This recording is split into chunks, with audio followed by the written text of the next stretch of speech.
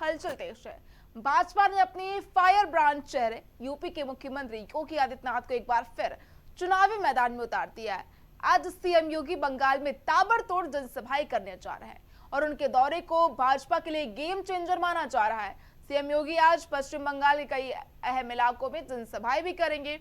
आसनसोल, बीरभूमि, बाराबानी और बोलपुर में उनकी रैलियां तय हैं। इन सभाओं के जरिए भाजपा बंगाल में अपने पक्ष में माहौल बनाने की कोशिश में है। दौरे से पहले सीएम योगी ने सोशल मीडिया पर भी सियासी संदेश दिया है। उन्होंने कहा कि बंगाल में परिवर्तन की बयार अब जनसंकल्प में बदल चुकी है। टीएमसी के खिलाफ जनता का गुस्सा जन क्रांति का रूप ले चुका है। योगी ने दावा किया कि बंगाल में अब जन जन का विश्वास भाजपा के साथ है। ऐसे में देखना होगा कि ये दौरा चुनावी समीकरणों पर कितना असर डालता है। सीएम योगी की ताबड़तोड़ जनसभाएं बंगाल में है। आज 3 जनसभाओं को संबोधित करेंगे। आसनसोल, बीरभूमि में जो है सीएम योगी आदित्यनाथ चुनावी हुंकार भरेंगे। इसका संदेश जो है उन्होंने अपने सोशल मीडिया प्लेटफॉर्म एक्स पर भी दिया है। उन्होंने कहा है कि आसनसोल, बीरभूमि और बोलपुर में जो है आज जनसभाएं हैं और ताबड़तोड़ जनसभाएं जो है सीएम योगी आदित्यनाथ आज करेंगे और चुनावी हुंकार भरते हुए नजर आएंगे। तो देखिए, लगातार जो है सीएम योगी आदित्यनाथ चुनावी मोड में देखने को मिल रहे हैं और बंगाल दौरे पर भी वो देखने को मिलते हैं। एक बार फिर आज उनका बंगाल दौरा है। इस दौरान 3 रैलियों को संबोधित करेंगे। 3 जनसभाओं को सीएम की ओर से संबोधित किया जाएगा।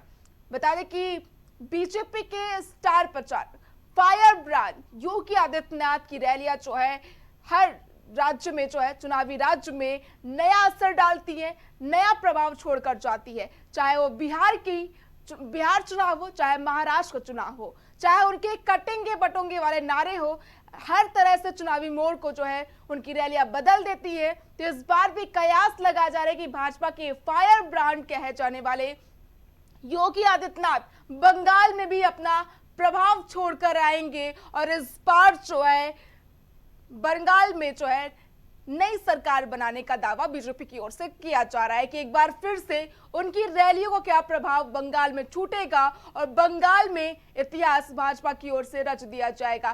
तो देखिए, बंगाल की सियासी रणभूमि में आज सीएम योगी हुंकार भरेंगे और जो है चुनावी जनसभाओं को संबोधित करेंगे बीजेपी के फायर ब्रांड योगी आदित्यनाथ।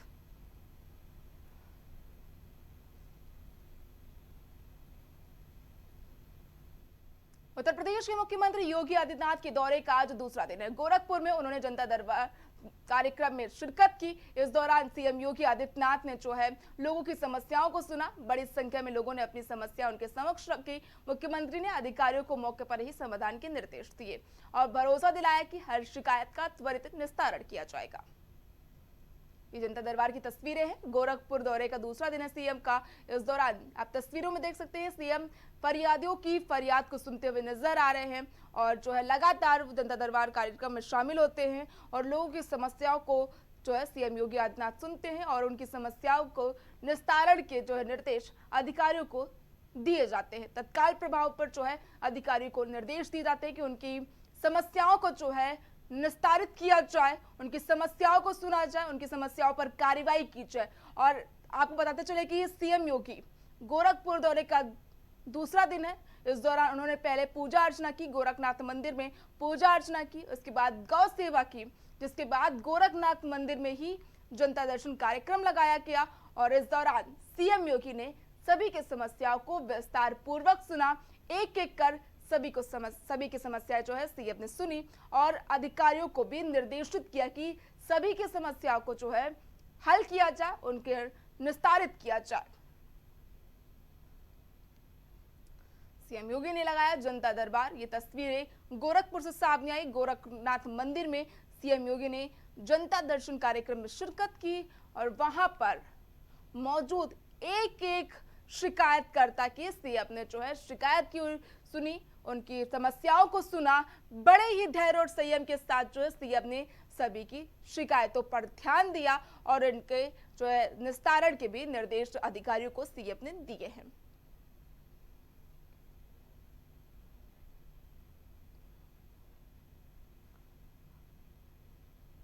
लखनऊ में बुधवार शाम एक भीषण हादसे ने इलाके में अफरा तफरी मचा दी।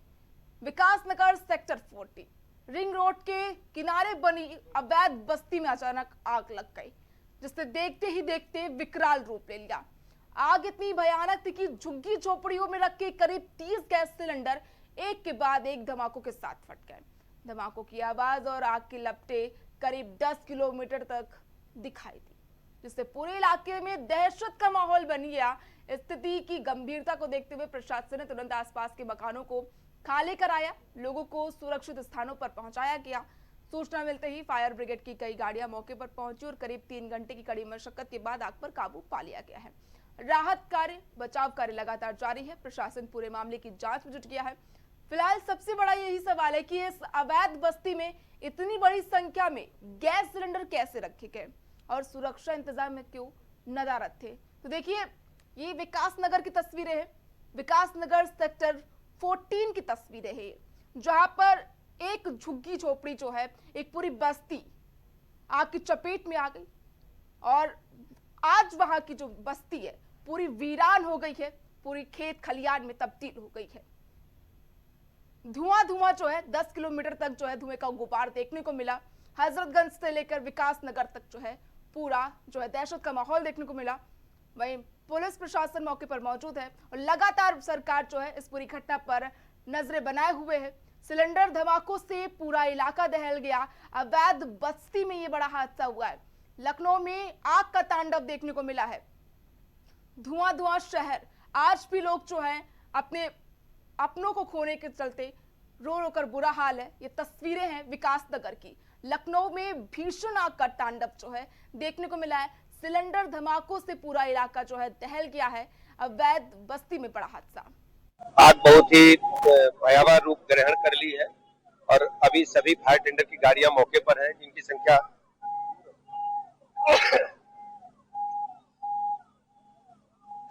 20 से अधिक है। चारों तरफ से आग को बुझाने का प्रयास चल रहा है। सभी फायर टेंडर्स मौके पर हैं, फायर के अधिकारी मौके पर हैं और हमारे मुख्य चिकित्सा अधिकारी मौके पर हैं। सभी एम्बुलेंसेज को मौके पर बुलाया है और अभी घायलों को अब अस्पताल पहुंचा करके बेहतर से बेहतर चिकित्सा व्यवस्था उपलब्ध कराने के लिए हम लोग काम कर रहे हैं। प्राथमिकता लोगों को हम बचा पाए और कोई हताहत हो, इसलिए हमारे सारे कर्मचारी अधिकारी झोपड़ियों के अंदर जा करके जहां भी आग लगी है उसको बुझा करके और लोगों को कोई हताहत तो नहीं हुआ है, कोई चोट तो नहीं लगी, सबको निकाल करके अस्पताल तक पहुंचा रहे हैं। अभी प्राथमिकता हमारी जो हताहत लोग हैं, जो घायल हैं, उनको अस्पताल भेजने को लेकर के है और इसके बाद ही हम कुछ कह पाएंगे। अभी घटना के जांच के निर्देश दिए गए हैं, लेकिन अभी पूरी बात हम बाद में बताएंगे। अभी प्राथमिकता हमारी है कोई घायल यहाँ बचे ना, सबको अस्पताल ले जाए और बेहतर से चिकित्सा व्यवस्था दे पाए और जो एक एक झोपड़ी की आग बुझ जाए और सभी झोपड़ियों तक हमारे फायर टेंडर के कर्मचारी, फायर विभाग के कर्मचारी, सुरक्षा विभाग के कर्मचारी मौके पर जाकर के एक एक झोपड़ी को देख रहे हैं। ब्रिगेड, स्वास्थ्य विभाग ये पूर्णतया अभी यहाँ पे लोगों को विभिन्न प्रकार की राहत और बचाव का कार्य कर रहा है। किसी भी प्रकार के जनहानि की वर्तमान में सूचना उपलब्ध नहीं हुई है और अभी हम लोग इसमें प्रयत्नशील है। आग का आगे बढ़ना रुक गया। देखिए, अभी जो कल्याणपुर क्षेत्र में जो काफी बड़ी एक आग की घटना घटित हुई है, सबसे पहले जैसे सूचना प्राप्त हुई थी, जो हमारे टीम्स हैं, फायर रेस्क्यू की जो टीम्स हैं, स्थानीय पुलिस प्रशासन की और प्रशासन की जो टीम्स हैं, मौके पर आकर इसको कंट्रोल करने का प्रक्रिया प्रारंभ कर दी। क्योंकि एक काफी एक बड़ा एक सेटलमेंट एरिया था, तो काफी लोगों की झुग्गी झोपड़ी इस अनफॉर्चुनेट इंसिडेंट में जल करके नष्ट हुए हैं। तो जो फायर का जो स्प्रेड है उसको काफी हद तक उसको कंट्रोल भी कर लिया गया है। आग जो पीछे, चूंकि ठीक पीछे इसकी रहायशी कॉलोनी है, तो उस तरफ इसको ना बढ़े, इसके लिए जो फायर सर्विस की जो टीम है उनके द्वारा इसको सुनिश्चित भी कर लिया गया। अब जितने भी लोग चूंकि यहाँ पे रहते थे, अनफॉर्चुनेटली इस घटना में उनके झुग्गी झोपड़ी जल गए हैं, तो उनको इमीडिएटली हम लोग रैन बसेराओं में शिफ्ट करने का कार्य अभी कर रहे हैं। नगर निगम की टीम आ चुके हैं यहाँ पे और उनके कुछ लोगों के जैसे परिवार भी अलग अलग हो गए हैं इस बीच में, तो उनको सबको आइडेंटिफाई करा करके उनको नियरेस्ट रेन बसेराओं में भेजने का भी कार्य हम लोग अभी शुरू कर रहे हैं। यहाँ 1000 से ऊपर थी, 1000 से ऊपर मड़ैया थी। आग लगे हुए कितनी देर हो गई? अब हम लोग थे नहीं यहाँ पे, हम लोग मजदूरी करने गए थे थे नहीं यहाँ पे। क्या कुछ यहाँ कोई बच्चे आधे मिले आधे नहीं मिले हैं। गायब बताए जा रहे हैं? हाँ अब गायबे समझिए, अब क्या बताया जाए। अभी देखा जा रहा है क्या बचा क्या नहीं बचा, सब गाड़ी वाड़ी सब जल गई, क्या किया जाए। भारतीय लोकतंत्र के इतिहास में आज का दिन ऐतिहासिक दिन के रूप में दर्ज होने जा रहा है। इस दिन संसद का विशेष सत्र शुरू हो रहा है, जिसमें 3 महत्वपूर्ण विधेयक पेश किए जाएंगे। इनका उद्देश्य 2023 में पारित महिला आरक्षण कानून को पूरी तरह ऑपरेशनलाइज करना है। ये कदम न केवल देश में महिलाओं की राजनीतिक भागीदारी को नई ऊंचाई देगा, बल्कि लोकसभा की विधायी संरचना को भी बदल देगा। सरकार ने गुरुवार को लोकसभा में पेश करने के लिए 3 बिलों की सूची जारी की है। इनका मकसद 2029 तक महिलाओं के लिए आरक्षण कानून को लागू करना और लोकसभा की सदस्य संख्या को बढ़ाकर 850 तक करना है। आज से संसद का विशेष सत्र शुरू होने जा रहा है और आपको बता दें कि नारी शक्ति बंधन अधिनियम यानी कि महिला आरक्षण पर जो है चर्चा चलेगी। 18 घंटे लगातार ये चर्चा चलेगी और इस दौरान जो है कि इस विधेयक को सरकार जो है पास कराने की कोशिश करेगी और 33% महिलाओं की भागीदारी जो होगी अब संसद में होगी, लोकसभा में होगी, राज्यसभा में होगी और इसी को लेकर जो है लगातार 3 दिन तक संसद सत्र चलेगा और विशेष सत्र के दौरान 18 घंटे चर्चा चलेगी। प्रधानमंत्री नरेंद्र मोदी जो है संबोधित करेंगे। इसके बाद जो है इस बिल पर जवाब देने के लिए गृह मंत्री अमित शाह रहेंगे। गृह मंत्री अमित शाह विपक्ष के सवालों का जवाब देंगे। तो देखिए आज का दिन इतिहास में दर्ज होने वाला है, क्योंकि महिला आरक्षण बिल जो दशकों से अटका था, आज वो पास होने के कयास लगाए जा रहे हैं। माना जा रहा है कि आज जो है ये सत्र जो है बेहद ही खास होने वाला है, क्योंकि महिला आरक्षण जो है बिल पास हो सकता है सदन से। विशेष सत्र के दौरान 18 घंटे चर्चा चलेगी। प्रधानमंत्री नरेंद्र मोदी लोकसभा में संबोधित करेंगे और राज्यसभा लोकसभा में जवाब देने के लिए गृह मंत्री अमित शाह की मौजूदगी रहेगी और गृह मंत्री अमित शाह विपक्ष के सवालों का जवाब देंगे। तो देखिए दशकों से जो बिल जो कानून अटका हुआ था, आज उसके पास होने की उम्मीद जताई जा रही है। वहीं इस कानून पर, इस बिल पर, इस विधेयक पर जो है लगातार सियासत भी तेज होती जा रही है। जहां विपक्ष जो है इसका विरोध कर रहा है, पर सीमन को लेकर जो है विपक्ष इसका विरोध करता है वो नजर आ रहा है। तो वहीं दक्षिण राज्यों में जो है इस कानून का विरोध किया जा रहा है और काले झंडे भी लगाए जा रहे हैं, प्रदर्शन किया जा रहा है इस कानून को लेकर।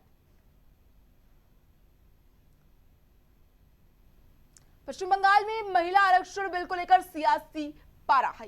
इस मुद्दे पर वरिष्ठ बीजेपी नेता स्मृति ईरानी और मुख्यमंत्री ममता बनर्जी के बीच तीखी बयानबाजी देखने को मिली है। कोलकाता में एक हाई प्रोफाइल कार्यक्रम के दौरान स्मृति ईरानी ने महिलाओं के सशक्तिकरण को लेकर केंद्र सरकार की प्रतिबद्धता को दोहराया। उन्होंने कहा कि बीजेपी सरकार बनने पर विधानमंडलों में महिलाओं को 33% आरक्षण दिया जाएगा, जो प्रधानमंत्री नरेंद्र मोदी के प्रमुख वादों में से एक है। प्रतिनिधित्व के अलावा बीजेपी आर्थिक मदद पर भी जोर दे रही है। ईरानी ने पार्टी की गारंटी कार्ड की घोषणा करते हुए कहा कि राज्य की हर महिला को हर महीने 3000 की आर्थिक सहायता दी जाएगी। महिलाओं के हमारे देश में आर्थिक और सामाजिक योगदान को देखते हुए आज जब राजनीतिक योगदान को और राजनीतिक क्षमता को बढ़ाने की बात होती है, तो मैं अपील करूंगी हर राजनीतिक दल से कि जल्द से जल्द 33% आरक्षण ये इम्प्लीमेंट हो अगले लोकसभा चुनाव में। इस जद्दोजहद में प्रधानमंत्री के इस प्रयास में वो अपना समर्थन दे। अगर ये राजनीतिक दल वाकई में महिला के राजनीतिक उत्थान के प्रति संकल्पित हैं, तो वो प्रधानमंत्री की इस अपील को नहीं ठुकराएंगे। महिलाओं के हमारे देश में आर्थिक और सामाजिक योगदान को देखते हुए मध्य प्रदेश के उज्जैन से अभिनेत्री सोनल चौहान ने महिला आरक्षण बिल पर अपनी राय रखी। सोनल चौहान ने इस बिल का खुलकर समर्थन किया है और कहा कि देश तेजी से विकास कर रहा है, ऐसे में महिलाओं की भागीदारी भी लगातार बढ़ रही है।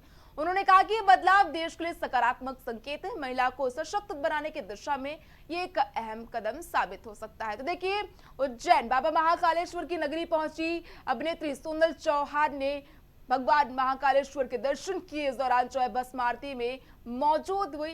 वहीं सोनल चौहान ने महिला आरक्षण बिल पर अपने बयान दिया है। उन्होंने इस बिल का समर्थन किया और कहा कि देश में विकास हो रहा है, महिलाएं जो हैं, महिलाओं की भागीदारी देश में बढ़ती हुई नजर आ रही है।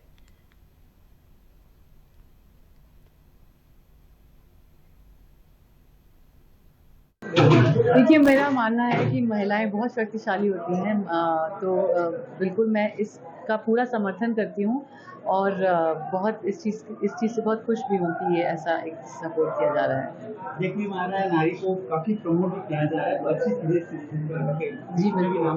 जी बिल्कुल, हमारा देश बहुत दिन ब दिन बहुत आगे बढ़ रहा है और उसमें जैसा कि आपने कहा कि नारियों को बहुत आगे इनकरेज किया जा रहा है, सपोर्ट किया जा रहा है, तो बहुत खुशी होती है ये देखकर कि हमारे यहाँ वैसे भी देवियों को पूजा जाता है, तो और औरतों को, लड़कियों को देवी माना जाता है, तो उन्हें वो जब सम्मान मिलता है तो दिल को बहुत खुशी होती है। देखिए, महिला आरक्षण पर सोनल चौहान ने समर्थन दिया। उज्जैन पहुंची अभिनेत्री महिला सोनल चौहान ने बाबा महाकालेश्वर के दर्शन किए, पूजा अर्चना की और भस्म आरती में शामिल हुए। इस दौरान उन्होंने बाबा महाकालेश्वर का आशीर्वाद लिया। सोनल चौहान ने बता दें कि महिला आरक्षण बिल पर बयान दिया। उन्होंने महिला आरक्षण बिल पर अपना समर्थन व्यक्त किया और कहा कि देश में तेजी से विकास हो रहा है और इसी विकास में महिलाओं की भागीदारी जो है बढ़ती हुई नजर आ रही है। विकास में महिलाओं की भागीदारी जरूरी है। आपको बता दें कि लोकसभा में आज जो है महिला आरक्षण बिल को लेकर चर्चा होगी। प्रधानमंत्री नरेंद्र मोदी इस चर्चा से पहले जो है संबोधित करेंगे और इसका जवाब देने के लिए गृह मंत्री अमित शाह होंगे। विपक्ष के सवालों का जवाब तो जो है गृह मंत्री अमित शाह की ओर से दिया जाएगा। महिलाओं को सशक्त बनाने की दिशा में जो है सरकार अहम कदम उठा रही है और इसी बीच अभिनेत्री सोनल चौहान का भी बयान सामने आया है। सोनल चौहान ने महिला आरक्षण बिल का समर्थन किया है। उन्होंने कहा है कि देश का विकास जो है तेजी से हो रहा है। उन्होंने कहा ये बदलाव देश के लिए सकारात्मक संकेत है। महिलाओं को सशक्त बनाने की दिशा में ये अहम कदम साबित हो सकता है।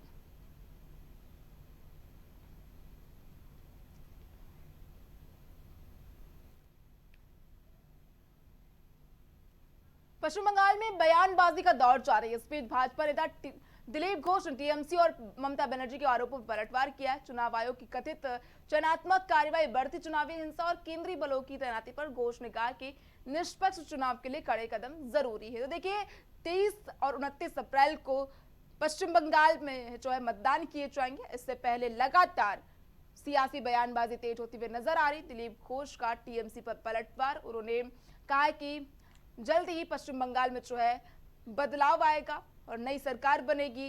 केंद्रीय बलों की तैनाती पर घोष ने कहा कि निष्पक्ष चुनाव के लिए ये कदम बेहद जरूरी है।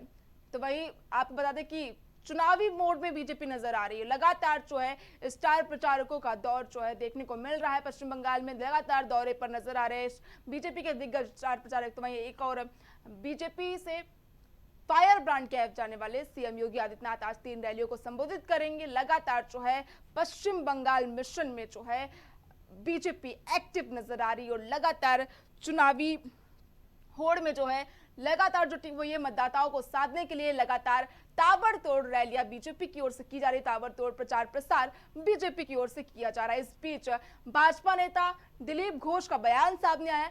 टीएमसी और ममता बनर्जी ने जो आरोप लगाए थे उस पर दिलीप घोष ने पलटवार किया है। उन्होंने कहा है कि चुनाव आयोग की कथित चयनात्मक कार्रवाई, बढ़ती चुनावी हिंसा और केंद्रीय बलों की तैनाती पर कहा कि निष्पक्ष चुनाव के लिए कड़े कदम जरूरी है।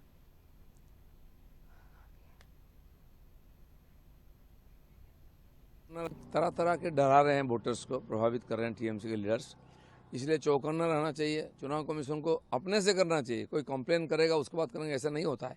कंप्लेन करने में भी डरते हैं लोग। ममता बनर्जी डरा के रखे हैं।